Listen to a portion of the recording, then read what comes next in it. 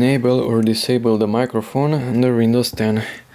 Okay, so this microphone is inserted into a USB port and it's functional. So we have the speaker icon here.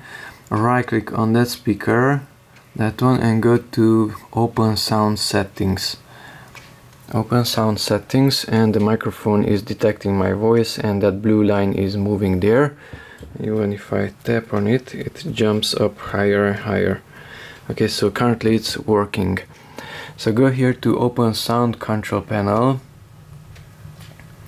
This window pops up and it has playback and it has recording. Go to recording, and here's the microphone. It's also detecting my voice as I speak.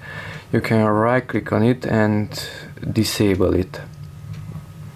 Okay, now as I speak, now since the microphone is disabled, that blue line is not moving there.